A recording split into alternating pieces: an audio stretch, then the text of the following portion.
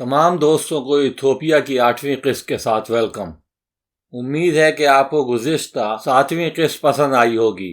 इस किस्त में मैं आपको बहारदार से लेक ताना और दरियाए नील का मंबा दिखाऊंगा। गोंदोर से बहारदार के लिए एक वेन ली। ये 3 घंटे का सफ़र था। इस सफ़र में काफ़ी तजुर्बात से गुजरा। बहारदार लेक ताना के किनारे एक अच्छा सा शहर है।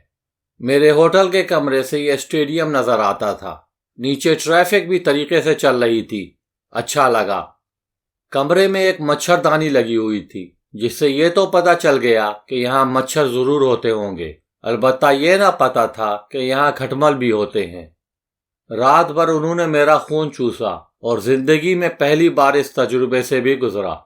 बहरहाल मेरा टूर ऑपरेटर अलल सुबह लेक ताना की तरफ लेकर रवाना हुआ। रास्ते में मुझे 2 मसाजिद नजर आईं। ये वाली तो सऊदी फंड से बनी है और काफ़ी शानदार है। दूसरी मस्जिद ये वाली नजर आई। इसमें मकामी तर्ज तामीर है और काफ़ी पसंद आई। यहाँ पर रक्शे आम हैं, जिनको ये लोग टुक टुक कहते हैं। इथियोपिया में सारे मज़ाहिब के लोग बिला तफरीक आपस में साथ रहते हैं। यहाँ पर शादी का तरीका यह है कि लड़का लड़की आपस में एक दूसरे को पसंद करते हैं और फिर घर वालों को बता देते हैं। वालिदैन की पसंद से शादी करने का यहाँ रवाज नहीं है। हत्ता के छोटे छोटे दूर उफ्तादा इलाके में भी इसी तरह से शादी होती है। ईसाइयों और मुसलमानों में भी आपस में शादी का आम रवाज है और घर वाले भी उसकी मुखालिफत नहीं करते। लेक ताना एक बहुत बड़ी झील है और ब्लू नाइल या नीले दरियाए नील का मंबा भी है। इसकी लंबाई तकरीबन 84 किलोमीटर और चौड़ाई तकरीबन 66 किलोमीटर है और इसकी गहराई 10 से 15 मीटर तक है। ये झील सतह समंदर से तकरीबन 1800 मीटर बुलंद है। ये झील 7 दरियाओं से पानी लेती है और इस झील में कई छोटे छोटे जजीरे भी हैं, जिसमें कुछ आबाद भी हैं। इस झील के अतराफ में कई बेहद खूबसूरत पुराने गिरजाघर भी वाक़ हैं। हिप्पोस के पांव बेहद छोटे होते हैं और वो इस झील में काफ़ी तादाद में पाए जाते हैं। इनका वज़न 1500 किलोग्राम के लगभग होता है। ये जानवर इसी किस्म के पानी में रहना पसंद करता है, जिसका किनारा दलदली हो और काफ़ी घास उगी हुई हो। किसी भी मुमकिन हमले की सूरत में जब तक कोई दलदल से होता हुआ उनके करीब पहुंचे, ये कब के वापस पानी में जा चुके होते हैं। चूंकि ये जानवर गर्मी बर्दाश्त नहीं कर सकता, इसलिए दिन भर ये पानी में डूबा रहता है। लेक ताना के किनारे पर जो घास आप देख रहे हैं, हिप्पोस उनको खाते हैं। चूंकि हिप्पो एक शर्मीला जानवर है, इसलिए वह रात को ही पानी से बाहर आता है और इस घास को खाता है। यहाँ पर घास की बहुतायत है, जिसकी वजह से मकामी अफराद अपने बैल बकरियों को चराने भी यहीं आते हैं। इस वजह से हिप्पोस को घास खाने को भी कमी मिलता है और इसी वजह से हिप्पोस की तादाद में मुस्तकिल कमी आ रही है। जैसे ही हिप्पोस किसी कश्ती को देखते हैं, फौरन पानी में डुबकी लगा लेते हैं।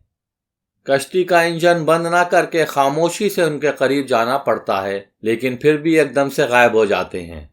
इस जगह पर काफ़ी तादाद में हिप्पोस थे।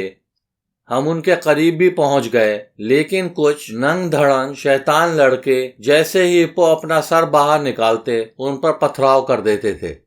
मेरी कश्ती के चलाने वाले ने इन बच्चों को डांटा, लेकिन फिर भी वो बाज ना आए। सूरज गुरूब होते वक्त जैसे ही हिप्पोस घास खाने के लिए पानी से बाहर निकलते हैं, खून चूसने वाले कीड़े मकोड़े उनकी खाल से चिपक भी जाते हैं। जब हिप्पोस वापस पानी में जाते हैं तो मछलियां इन तमाम कीड़ों मकोड़ों को चुन चुन कर खा जाती हैं। साथ में मछलियां इनके गोबर को भी बेहद शौक से खाती हैं। इसी वजह से इस झील में मछलियों की एक बड़ी तादाद हमेशा रहती है। घास फूस से बनी हुई कश्तियों में मछेरे मछलियां पकड़ने आते हैं। जाल डाला और खींच कर देखा, अगर इक्का दुक्का मछली आ गई तो आ गई, वरना दोबारा जाल डालते रहते हैं। इन कश्तियों की तह में पानी भरा रहता है, जिसमें ये लोग पकड़ी हुई मछली डाल देते हैं और वो दिन भर जिंदा रहती हैं। जब ये लोग वापस जाते हैं तो जिंदा मछलियों को ही बेचते हैं। खरीदने वाले भी उन्हें पानी में रखते हैं, यहाँ तक कि उनको तलना हो, और इस तरह से ताज़ा मछलियों को खाने का मज़ा लेते हैं। اب لنچ کا وقت تھا اور کشتی چلانے والے نے ہم کو جھیل کے بیچوں بیچ ایک گرجا گھر کے پاس چھوڑ دیا۔ یہاں پر کچھ ریسٹورنٹ بھی موجود تھے۔ ریسٹورنٹ والے نے مجھے مچھلیاں دکھائیں کہ پسند کر لو۔ میں نے 2 مچھلیوں کو پسند کیا۔ ان لوگوں نے مجھے وہی تل کر کھلائیں۔ زندگی میں ایسی مچھلی کبھی نہیں کھائی تھی، مزہ ہی آ گیا۔ مچھلیوں کی ہڈیاں وغیرہ ان بلیوں کو کھانے کو دیں، لیکن انہوں نے کھائی ہی نہیں۔ یہاں پر کافی پھلوں کے درخت بھی تھے، خاص طور پر آم کے۔ ان کا سوڈوں کی بوتلیں ٹھنڈا کرنے کا یہ غیر سائنسی لیکن مؤثر طریقہ کافی عجیب لگا۔ اگرچہ پتہ ہوتا تو کبھی بھی بوتل نہ پیتا۔ آخر کار ہم لوگ لیک تانا کے اس کونے پر پہنچ گئے جہاں پر حکومت نے بجلی کی پیداوار کی غرض سے ایک ڈیم بنایا ہے۔ چونکہ کشتی قریب نہیں جا سکتی تھی، اس لیے ہمیں دور سے ڈیم دکھا کر کشتی واپس موڑ لی گئی اور اب واپسی کا وقت تھا۔